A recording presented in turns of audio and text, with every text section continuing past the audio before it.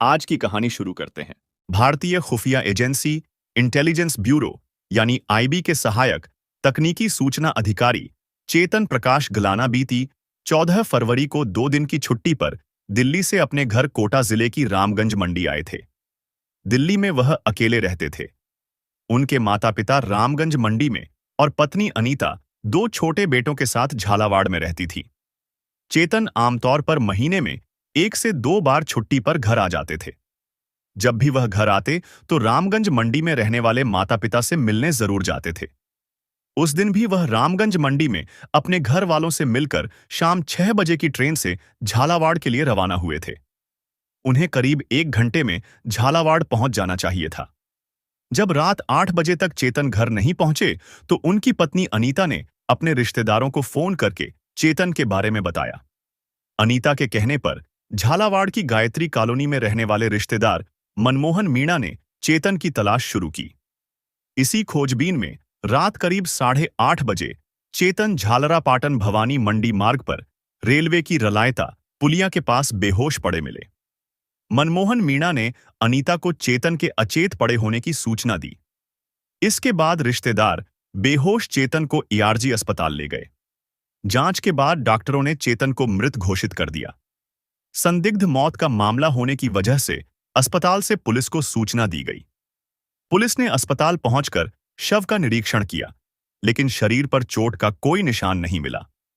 Police ने रलायता पुलिया के पास उस जगह का भी मौका मुआयना किया जहां चेतन अचेत पड़े मिले थे, लेकिन ऐसा कोई सबूत नहीं मिला जिससे पता चलता कि चेतन की मौत कैसे हुई। रिश्तेदारों की सूचना पर रामगंज मंडी से चेतन के माता पिता और अन्य घर वाले भी झालावाड़ आ गए।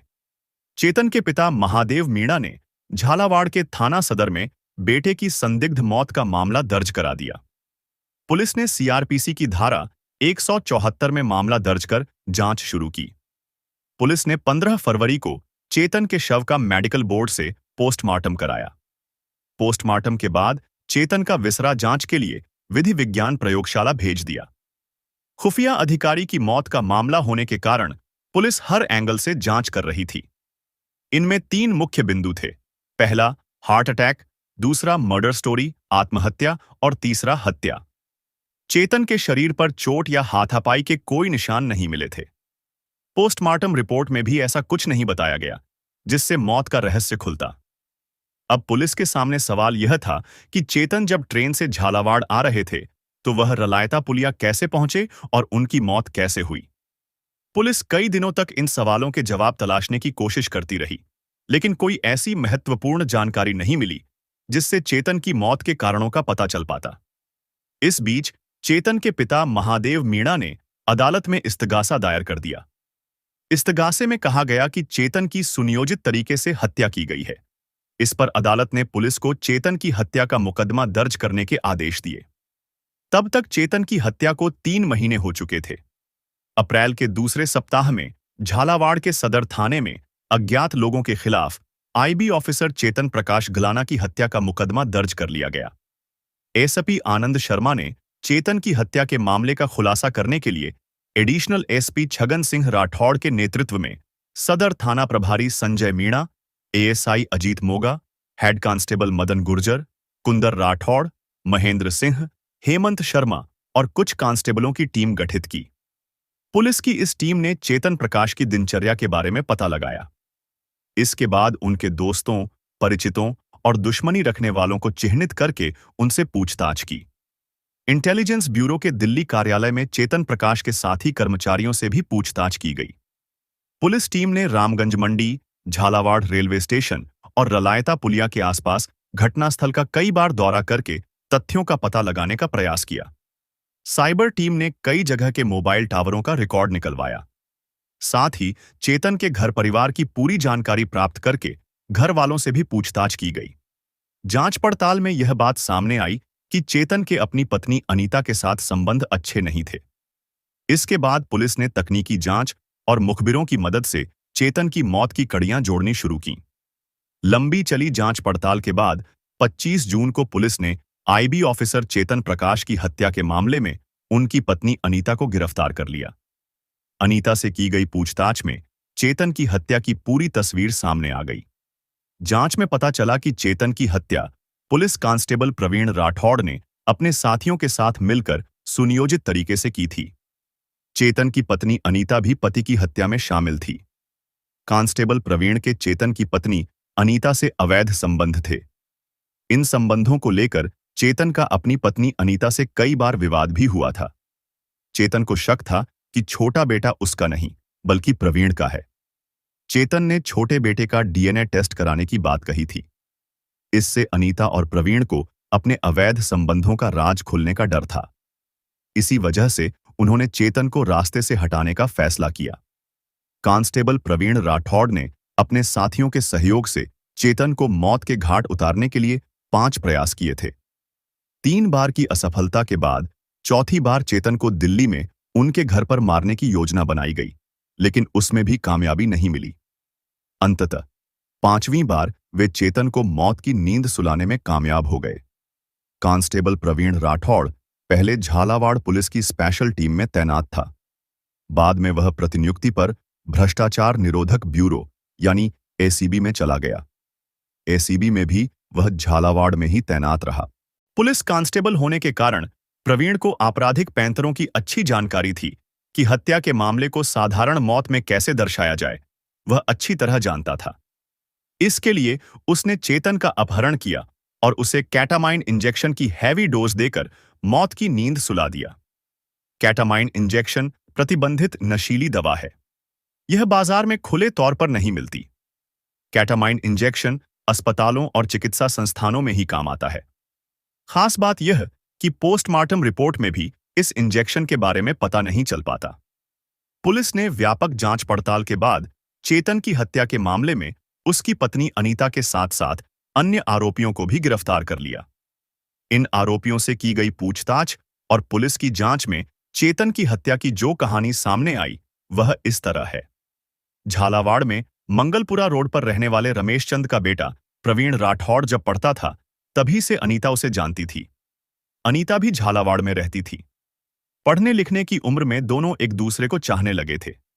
सन 2008 में अनीता का चयन अध्यापिका के पद पर हो गया।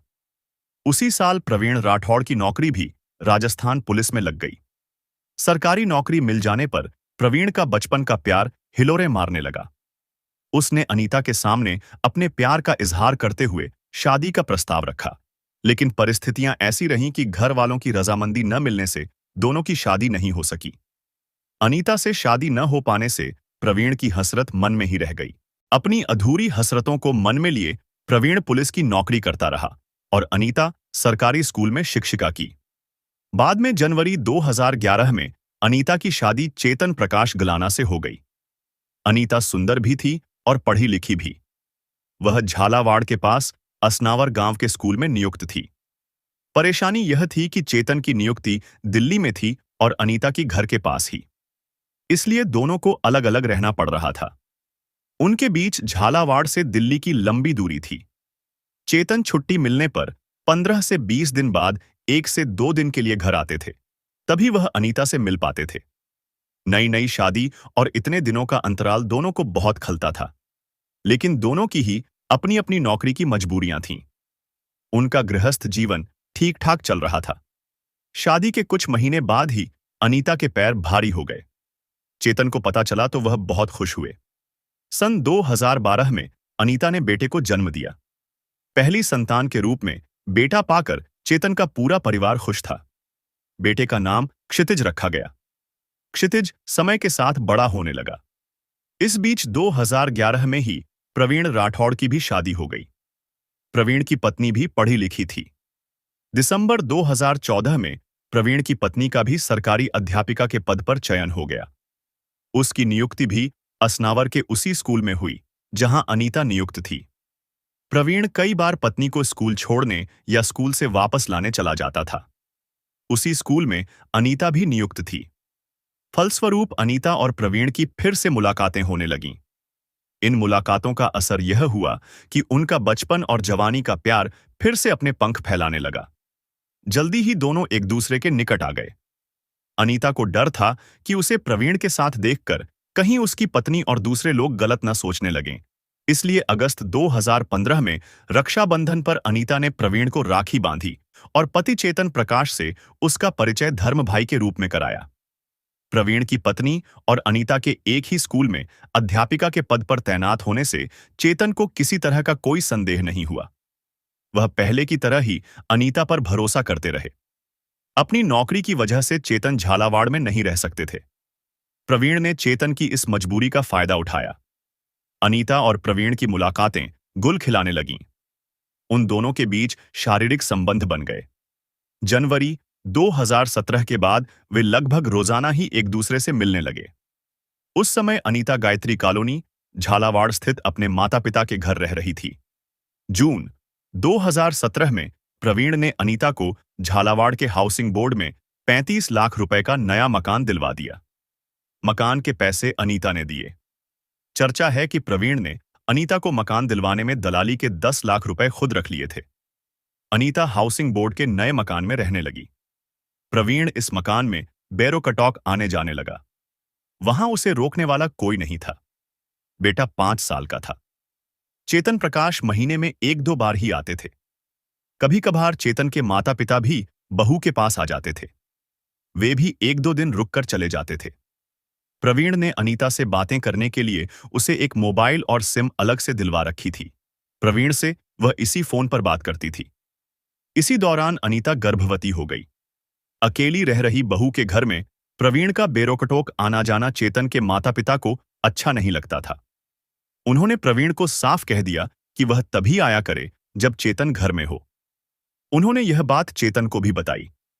चेतन ने भी अनीता को प्रवीण के घर आने जाने और उससे रिश्ता रखने के लिए मना कर दिया। इस बात को लेकर चेतन और अनीता के बीच झगड़ा होने लगा। अक्टूबर 2017 में अनीता ने एक निजी अस्पताल में बेटे को जन्म दिया। इस दौरान प्रवीण भी अस्पताल में मौजूद रहा। चेतन और उसके घर वालों को ज्यादा शक तब हुआ जब प्रवीण ने नवजात के नैपकिन बदले। इस पर चेतन के घर वालों ने प्रवीण को फिर टोका, लेकिन उस पर कोई असर नहीं हुआ। प्रसव के बाद अनीता अपने घर आ गई, लेकिन प्रवीण को लेकर उनके घर में आए दिन लड़ाई झगड़े होने लगे। रोजाना की कलह के कारण अनीता ने 7 नवंबर 2017 को आत्महत्या करने का प्रयास किया, लेकिन उसे बचा लिया गया। अनीता के घर में होने वाली कलह को लेकर चेतन प्रवीण की आंखों में खटकने लगे। फलस्वरूप उसने चेतन को रास्ते से हटाने की योजना बना ली। प्रवीण की दोस्ती वाहनों की खरीद फरोख्त करने और आरटीओ एजेंट का काम करने वाले शाहरुख से थी। शाहरुख झालावाड़ के तोपखाना मोहल्ले का रहने वाला था। प्रवीण ने दिसंबर 2017 में शाहरुख को बताया कि उसकी रिश्ते की बहन को उसका पति मारता पीटता है। वह दिल्ली में कंप्यूटर पर काम करता है, उसकी हत्या करनी है। इसके लिए प्रवीण ने शाहरुख को 3 लाख रुपए की सुपारी दी। प्रवीण ने शाहरुख को चेतन की शक्ल भी दिखा दी। शाहरुख ने चेतन की हत्या की जिम्मेदारी लेकर इस काम के लिए अपने कुछ साथियों को शामिल कर लिया। प्रवीण और शाहरुख ने चेतन की हत्या के प्रयास शुरू कर दिए। प्रवीण ने अनीता के जरिए पता कर लिया था कि 25 दिसंबर 2017 को चेतन छुट्टी बिताकर ट्रेन से दिल्ली जाएंगे। यह जानकर हथियारों ने ट्रेन में चेतन का पीछा किया, लेकिन सर्दी का मौसम होने के कारण चेतन ने मुंह पर मफलर लपेट रखा था, जिससे वे उन्हें पहचान नहीं पाए और दिल्ली जाकर वापस लौट आए। इसके बाद 4 जनवरी 2018 को चेतन छुट्टी लेकर झालावाड़ आए तो उन्हें ट्रक से कुचलकर मारने की योजना बनाई गई। इसके लिए बदमाशों ने झालावाड़ा के नला मोहल्ला निवासी ट्रक चालक शाकिर को 20,000 रुपए दिए थे। योजना के मुताबिक शाकिर को प्रवीण राठौड़ द्वारा उपलब्ध कराए गए ट्रक से चेतन की स्कूटी को रामगंज मंडी से झालावाड़ आते समय रास्ते में टक्कर मारनी थी, लेकिन उस दिन ट्रक पीछे ही रह गया जबकि स्कूटी आगे निकल गई। यह प्रयास विफल होने पर तय किया गया कि 5 जनवरी को चेतन जब झालावाड़ से स्कूटी से रामगंज मंडी जाएंगे तब उन्हें ट्रक से टक्कर मारकर कुचल दिया जाएगा। उस दिन शाकिर ने पीछा करके झरनिया घाटी के पास ट्रक से स्कूटी को टक्कर मारकर चेतन को कुचलने का प्रयास किया, लेकिन इस हादसे में चेतन गंभीर रूप से घायल होने के बावजूद बच गए। अलबत्ता उनकी स्कूटी जरूर क्षतिग्रस्त हो गई थी। 3 प्रयास विफल होने पर चेतन को दिल्ली में उनके घर में मारने की योजना बनाई गई। इस योजना के तहत झालावाड़ से आए बदमाश दिल्ली की निरंकारी कॉलोनी गुरु तेग बहादुर नगर स्थित चेतन के मकान पर पहुंच गए, लेकिन वहां पर कैमरे लगे होने के कारण वे वारदात को अंजाम दिए बगैर झालावाड़ वापस लौट आए। प्रवीण को अनीता से चेतन प्रकाश के आने और जाने की सारी जानकारियां मिलती रहती थीं। अंतिम बार भी प्रवीण को पता चल गया था कि चेतन 14 फरवरी की शाम को ट्रेन से रामगंज मंडी से झालावाड़ आएंगे। उस दिन पुलिस कांस्टेबल प्रवीण राठौड़ ने अपने साथियों शाहरुख, फरहान और एक नाबालिग किशोर के साथ मिलकर योजना बना ली। योजना के अनुसार चेतन का झालावाड़ रेलवे स्टेशन से अपहरण करना था, फिर उन्हें कैटामाइन इंजेक्शन की हैवी डोज देकर मौत की नींद सुलानी थी। योजना के तहत नाबालिग किशोर शाहरुख को बाइक से सुकेत छोड़ आया। सुकेत से शाहरुख रामगंज मंडी पहुंचा और ट्रेन से ही चेतन का पीछा करने लगा। ट्रेन के पहुंचने से कुछ समय पहले ही उसने मोबाइल पर प्रवीण को झालावाड़ पहुंचने के बारे में बता दिया था। इस पर प्रवीण अपनी कार में फरहान और नाबालिग किशोर को साथ लेकर रेलवे स्टेशन पहुंच गया। स्टेशन पर उन्हें शाहरुख मिल गया। चेतन स्टेशन से पैदल घर जा रहे थे। हाउसिंग बोर्ड के सुनसान रास्ते में चेतन को रोककर प्रवीण ने अपने तीनों साथियों की मदद से जबरन कार की पीछे वाली सीट पर बैठा लिया। वे लोग चेतन को कार से आकाशवाणी के पीछे की तरफ हल्दी घाटी रोड पर ले गए। वहां प्रवीण और चेतन की अनीता को लेकर नोक-झोंक हुई। प्रवीण ने कहा कि तुम अपनी प्रॉपर्टी अनीता के नाम क्यों नहीं करते? उसने यह भी कहा कि तुम यह क्यों कहते हो कि छोटा बेटा मेरा है? इस पर चेतन ने कहा कि छोटा लड़का तो तुम्हारा ही है। चेतन के यह कहते ही प्रवीण ने अपने साथियों को इशारा किया। उन्होंने चेतन के दोनों हाथ पकड़ लिए। प्रवीण ने जेब से कैटामाइन के इंजेक्शन निकाले और सिरिंज में हैवी डोज भरकर चेतन की दोनों जांघों में लगा दी। इसके बाद उसने चेतन की नाक भी दबा दी। इंजेक्शन लगने और नाक दबाए जाने से कुछ ही मिनटों में उनके प्राण निकल गए। चेतन को मौत की नींद सुलाने के बाद प्रवीण ने उनकी जेब से मोबाइल निकाला और पुलिस को गुमराह करने के लिए अनीता को मैसेज किया कि वह ऑटो रिक्शा से पाटन होकर घर आ रहे हैं। इसके बाद प्रवीण और उसके साथी चेतन का शव रलायता पुलिया के पास फेंक कर वापस चले गए। रलायता रेलवे पुलिया के पास चेतन के अचेत पड़े मिलने की कहानी आप शुरू में पढ़ चुके हैं। एडिशनल एसपी छगन सिंह राठौड़ के नेतृत्व में पुलिस ने व्यापक जांच पड़ताल की तो सबसे पहले पुलिस शाहरुख तक पहुंची। पुलिस ने उसे 20 जून को गिरफ्तार कर लिया। शाहरुख से पूछताछ में चेतन की हत्या का राज खुल गया। दूसरे ही दिन 21 जून को पुलिस ने उस ट्रक चालक शाकिर को भी गिरफ्तार कर लिया, जिसने 5 जनवरी को चेतन को ट्रक से कुचलने का प्रयास किया था। 22 जून को पुलिस ने एक निजी अस्पताल के ऑपरेशन थिएटर इंचार्ज संतोष निर्मल को गिरफ्तार कर लिया। वह पहले अस्थायी रूप से राजकीय हीरा कुंवर महिला अस्पताल और एक अन्य निजी अस्पताल में मेल नर्स का काम कर चुका था। उसे ऑपरेशन प्रक्रिया में काम आने वाली निश्चेतक दवाओं की अच्छी जानकारी थी। कांस्टेबल प्रवीण के साथ जिम जाने और क्रिकेट खेलने की वजह से दोनों में दोस्ती थी। प्रवीण ने पिछले साल 31 दिसंबर को रेव पार्टी में नशा करने के लिए संतोष निर्मल से कैटामाइन इंजेक्शन मांगा था। संतोष ने दोस्ती के नाम पर उसे अस्पताल के ऑपरेशन थिएटर के स्टोर से चोरी करके 500 मिलीग्राम के 2 इंजेक्शन दे दिए थे। ये इंजेक्शन प्रवीण ने संभाल कर रखे और चेतन की हत्या के लिए इनका उपयोग किया। इस इंजेक्शन के सबूत फोरेंसिक जांच में भी नहीं मिलते हैं। इसके बाद पुलिस ने 24 जून को चेतन की हत्या में शामिल एक नाबालिग किशोर को पकड़ा। उससे वारदात में इस्तेमाल की गई बाइक और मोबाइल बरामद किए गए। यह किशोर शाहरुख की आरटीओ एजेंट की दुकान पर काम करता था। चालाक कांस्टेबल प्रवीण ने वारदात के दिन खुद का मोबाइल साथ नहीं रखा था। उसने शाहरुख से बात करने के लिए उस किशोर के मोबाइल का उपयोग किया था। यह किशोर चेतन की हत्या की योजना में 25 दिसंबर से 14 फरवरी तक शामिल रहा। शाहरुख पहले इस किशोर को 50 रुपए रोजाना देता था, लेकिन चेतन की हत्या के बाद उसे 150 रुपए रोजाना देने लगा था। पुलिस ने इस किशोर को मजिस्ट्रेट के सामने पेश करके बाल सुधार गृह भेज दिया। चेतन की हत्या में पत्नी अनीता की भूमिका सामने आने पर पुलिस ने 25 जून को उसे भी गिरफ्तार कर लिया। चेतन को दिल्ली से कब किस ट्रेन से आना जाना है और दिल्ली में उसका पता ठिकाना कहां है, प्रवीण को यह जानकारी अनीता ने ही दी थी। झालावाड़ से रामगंज मंडी आने जाने की जानकारी भी अनीता ने ही प्रवीण को दी थी। पुलिस ने अनीता के मोबाइल की जांच की तो उसमें चेतन और अनीता के तनावपूर्ण दाम्पत्य जीवन के बारे में कई व्हाट्सएप मैसेज मिले। प्रवीण के कहने पर अनीता ने मोबाइल फॉर्मेट करवाकर पूरा डेटा नष्ट कर दिया था। चेतन की हत्या के बाद प्रवीण ने अनीता को दी हुई सिम भी वापस ले ली थी।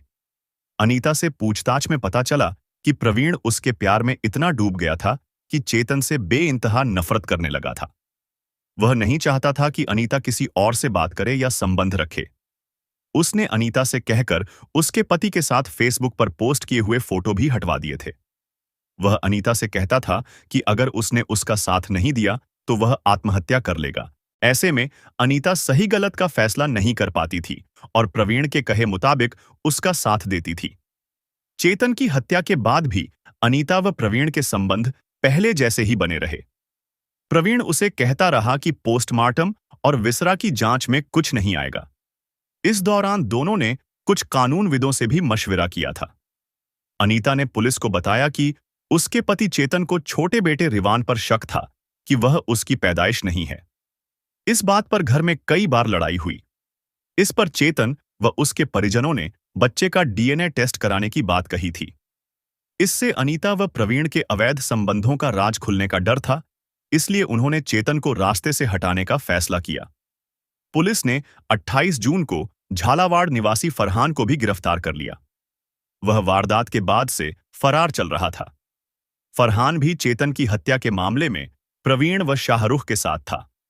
जांच में प्रवीण के अलावा झालावाड़ के 2 अन्य पुलिस कांस्टेबलों पर भी शक की सुई घूमती रही। ये दोनों प्रवीण के करीबी थे और चेतन की हत्या में इनकी भूमिका संदिग्ध थी। इस पर एसपी आनंद शर्मा ने दोनों कांस्टेबलों रवि दुबे और आवेश मोहम्मद को 28 जून को निलंबित कर दिया। ये दोनों कांस्टेबल पुलिस की गोपनीय शाखा में कार्यरत थे। प्रवीण भी एसीबी में प्रतिनियुक्ति से पहले इसी शाखा में रहा था, इसलिए दोनों उसके करीबी थे। इन दोनों कांस्टेबलों के खिलाफ जांच की जा रही है। कथा लिखे जाने तक पुलिस चेतन की हत्या के मुख्य सूत्रधार कांस्टेबल प्रवीण राठौड़ की तलाश में जुटी थी। वह 14 जून को सरकारी काम से अजमेर जाने की बात कहकर फरार हो गया था। हत्या के मामले में आरोपी होने पर एसीबी ने उसकी प्रतिनियुक्ति समाप्त कर दी। एसपी ने 1 जुलाई को उसे निलंबित कर दिया था। पुलिस ने सरकारी अध्यापिका अनीता के दुराचरण की रिपोर्ट शिक्षा विभाग को भेजकर विभागीय कार्रवाई के लिए भी लिख दिया है। चेतन की हत्या में गिरफ्तार आरोपियों को रिमांड अवधि पूरी होने पर न्यायिक अभिरक्षा में जेल भेज दिया गया। कथा लिखे जाने तक सभी आरोपी जेल में थे। यह अनीता का त्रियाचरित्र ही था कि उसने अपनी हंसती खेलती दुनिया अपने ही हाथों से उजाड़ ली। चेतन की मौत से महादेव के बुढ़ापे की लाठी टूट गई। चेतन प्रकाश के 6 साल के बड़े बेटे क्षितिज के सिर से पिता का साया उठ गया।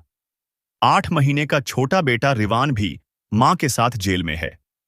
विद्यार्थियों को अच्छा नागरिक बनने की सीख देने वाली अनीता के हाथ पति के खून से न रंगे होते तो वह जल्दी ही स्कूल की प्रिंसिपल की कुर्सी पर बैठी होती, क्योंकि उसकी पदोन्नति हो गई थी।